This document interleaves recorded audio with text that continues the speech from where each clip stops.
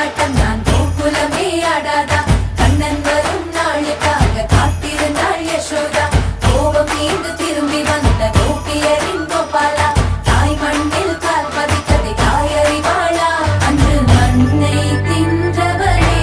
ஏமாதவரே மண்ணின் காவலரே செல்ல குறும்பில் காலகரே ஒரு களத்திலே தேரோட்டும் வீரரே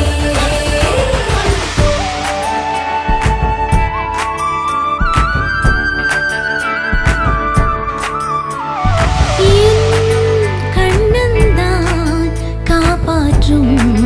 கடவுளடி ஓர் தாய்க்கு அவன் குழந்தைதான் எப்போ என்னை வந்து சேருவார் கொண்டாட்டமோ கொண்டாட்டம்